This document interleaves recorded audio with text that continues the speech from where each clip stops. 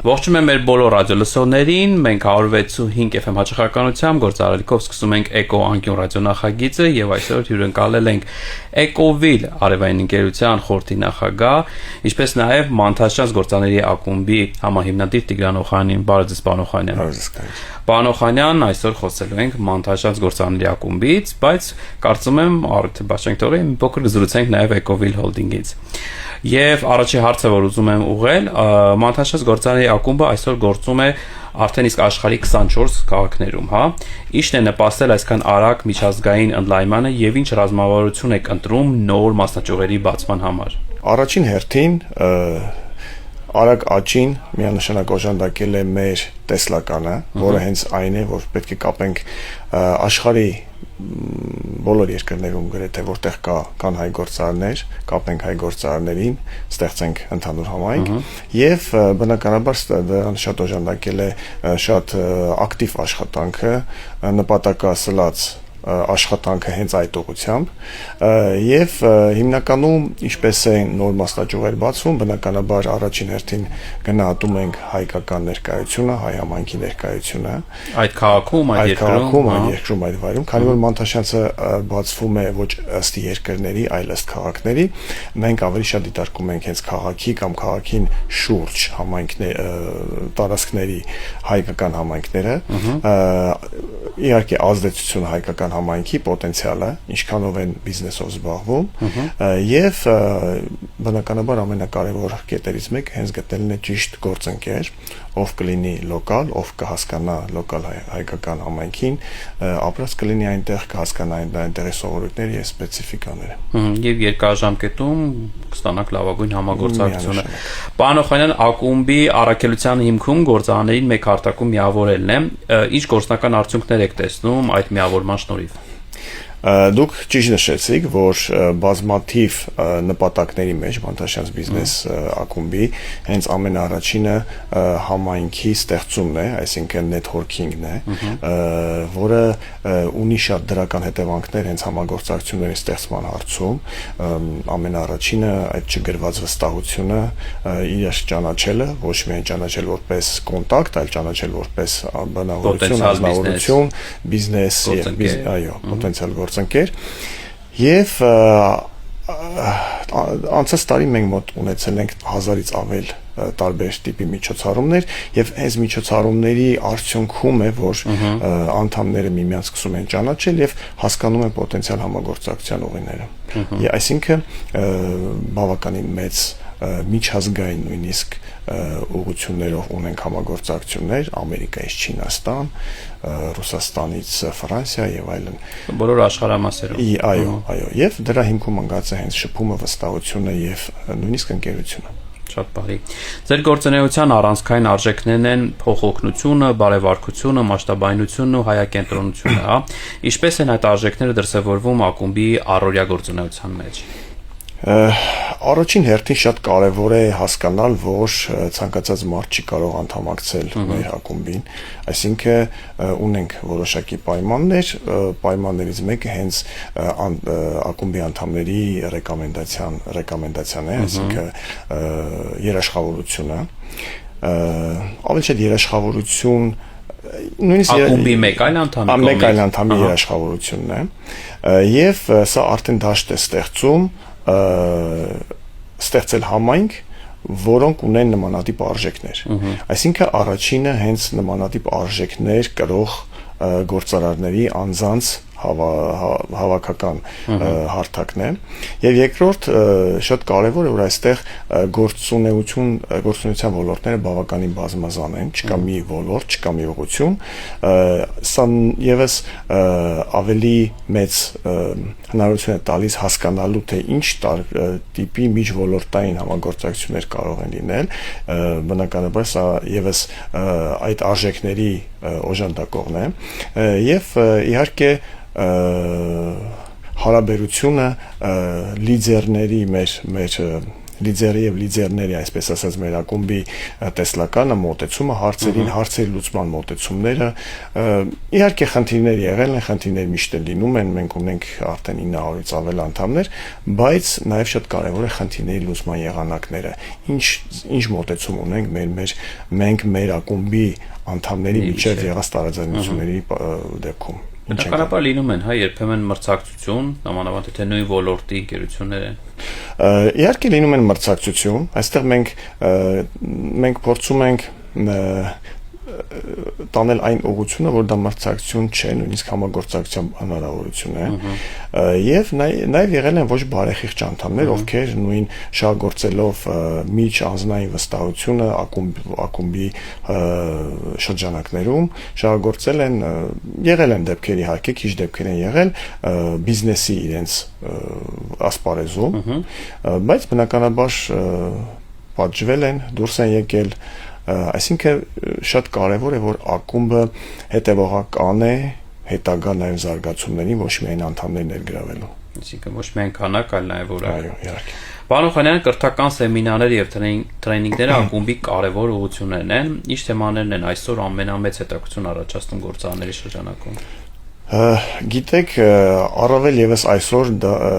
շատ ենք կարևորում տրեյնինգների եւ կրթական միջոցառումների ուղղությունը եւ եթե այսպես ասեմ, հավանաբար շատ միջոցառումներ, շատ ուղղություններով միջոցառումներ են կարևորվում, բայց երևի առաջնահերթ կասեմ հենց կառավարման կապված միջոցառումները, ֆինանսական գիտելիքների հետ կապված միջոցառումները, արհեստական բանականության եւ ներկա աշխարհում զարգացող տեխնոլոգիաների հետ կապված միջոցառումները, ինչպես նաեւ այստեղ շատ կարեւոր է ունենալ հենց այն ստանալ այն պրակտիկ գիտելիքը, որը դու ստանում ես կողքիդ հաջողակ գործարարից, այսինքն փորձի կիսում, փորձի փոխանակում, այսպես ասած առաջին ձեռք, շփումը հենց այն հաջողակ մարդկանց հետ եւ ուղիղ հարցերը հենց այդ մարդկանց, թե ինչպես են նման իրավիճակում դրսևորել, ինչպես են հաջողության հասել։ Իհարկե դա արդեն ավելի ոչ ֆորմալ կրթություն է, կան ֆորմալ կրթական միջոցառումներ, բայց դա արդեն ոչ ֆորմալ կրթություն է, մեկը մյուսից սովորելը։ Հաշալ է, խոսենք մասնավորապես deep networking-ի եւ sales networking-ի ձևաչափերի մասին, որոնք բավական հետաքրքիր են։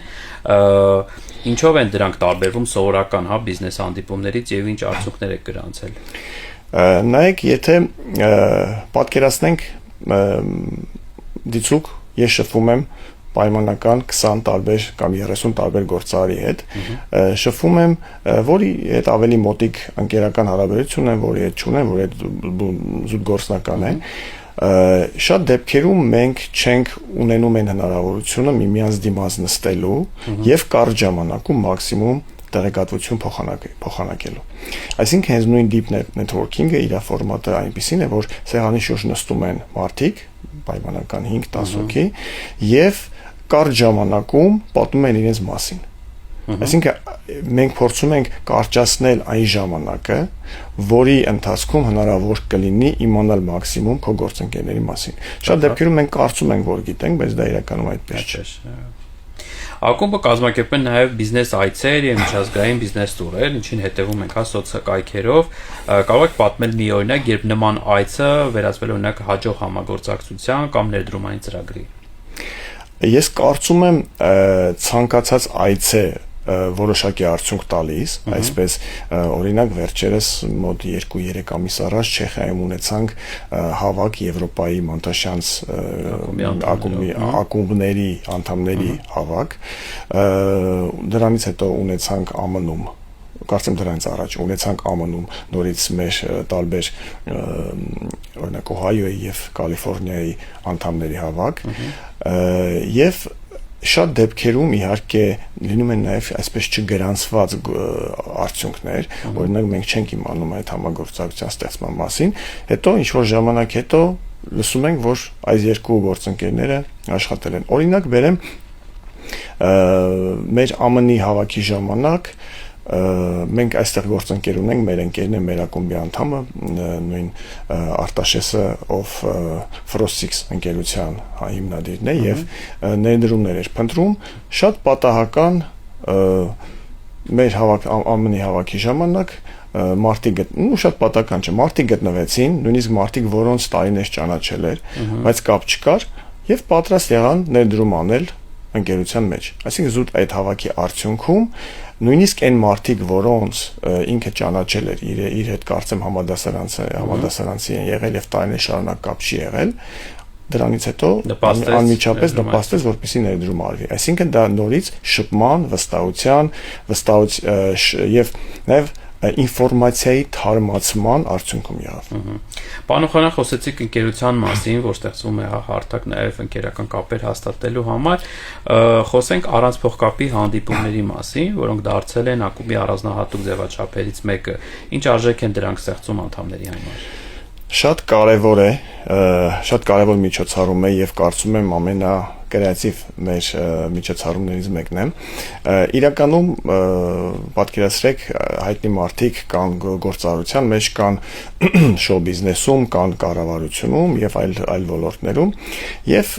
մարդը շատ տարբեր է հիմնականում էկրանի վրա եւ մարդը շատ տարբեր է իրականության մեջ։ Մենք այս մարդկանց տեսնում ենք, լսում ենք, տեղեկացում ենք իրենց մասին էկրանից, ինտերնետից, թերթից, գրքից եւ այլն, հա, բայց շատ դեպքերում մոռանում ենք, որ բոլորն էլ մարդային ունեն անձնական ուժեղ եւ թույլ կողմեր, ունեն նախասիրություններ,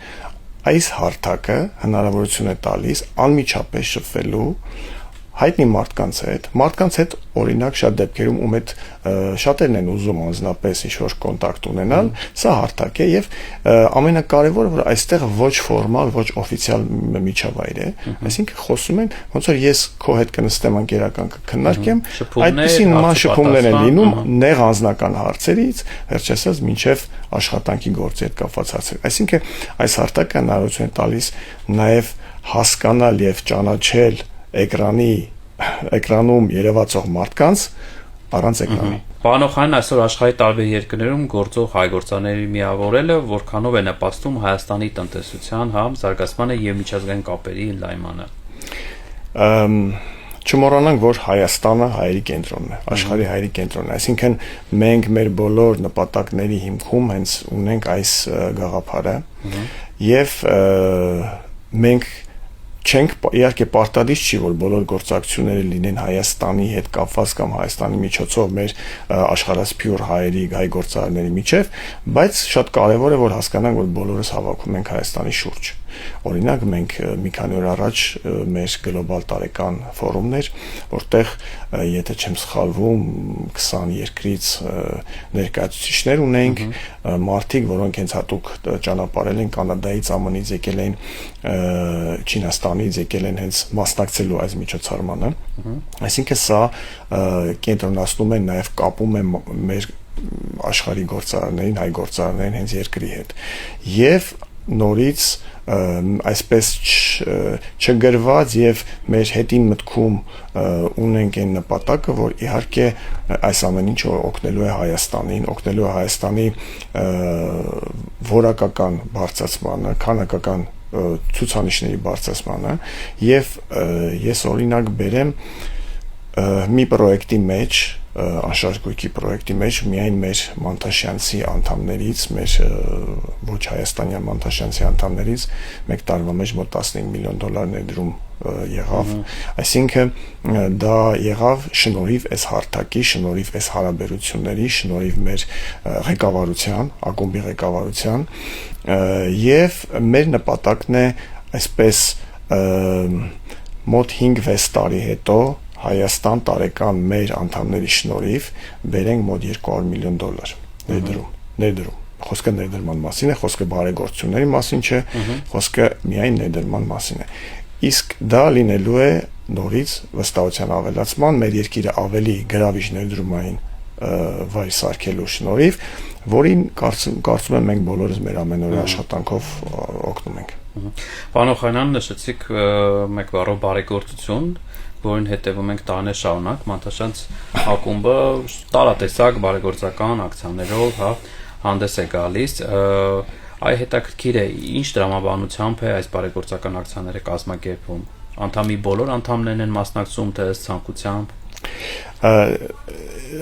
Նախ ես ասեմ բարեգործության մյուս կողմի մասին եւ հետո պատասխանեմ հարցին։ Ի սկզբանե Մանթաշյանցի հիմքում մենք ոնց որ պրինցիպ է եղել, հա, այսպես սկզբունք է եղել, որ Մանթաշյանցի տեսլական նպատակը օրինակ համագործակցություն ստեղծելն է, այլ ոչ կլինի գործարարի համար, կլինի ակումբի համար կամ երկրի բարեգործություն խնդրելը։ Այսինքն մենք մեր սկզբունքներում հենց ունենք այն, որ մենք մեր նպատակը ինչի որ ինչ-որ մի հայկական, ոչ հայկական ֆոնդից կամ ինչ-որ կառույցից, հիմնադրամից բարեգործություն խնդրենք, դա կատեգորիկ մեր սկզբունքին հակառակ է եւ ակումբի ներսում է ամեն ինչ կատարվում։ Ակումբի ներսից լինում է բարեգործություններ տարբեր ծրագրերի համար, բազմաթիվ ծրագրեր կան, որից օրինակ կարող եմ եւ դա կամավոր կերպով է, կամավոր սկզբունքով է, ոչ մի պարտադրանք չկա, ոչ։ Եվ ես օրինակ բերեմ շատ մի հաջող պրոյեկտի մասին, ունենք կանաչ հիմնադրամ է կոչվում, որը օգնում է, այսինքն այսպես պետական մասնավոր համագործակցություն է, մեր Մանթաշյանցի շատ ակտիվ եւ հայրենասեր անդամների, մի քանի անդամների շնորհիվ ստեղծվեց այդ կառույցը, որը բազմաթիվ այսպես փափուկ եւ կոշտ, այսինքն soft եւ hard power օգտագործելով օգնում է հենց բանակի սկսած իմիջի, գաղափարի, տեսլականի, ձևավորումի, զարգացումից մինչև տեխնոլոգիաների, ֆինանսական միջոցների հայթայթման հարցում։ Եվ մի քանի օր առաջ մեզ թիմի ղեկավարը ներկայացրեց իրենց նախորդ տարվա իրականացրած պրոյեկտները, ուղղակի ապշեցուցիչ աշխատանք են կատարել եւ նորից եմ ասում ոչ միայն ինչ որ ֆինանսական պայմանական զենք են արել նվիրել, այլ նաեւ այս գաղափարային, իմիջային, որը իրականում մեր կարծում եմ մեր բանակին շատ պետք է։ Շատ բարի։ Պարոն Օխանյան, վերջում ինչ հնարավորություն է ստանում այն գործարարը, որ նոր է միանում Մանթաշյանց գործարանների ակումբին եւ ինչով է ակումբը տարբերվում այլ բիզնես համայնքներից։ Նաեւ եթե թույլ կտակ հաջորդ հացը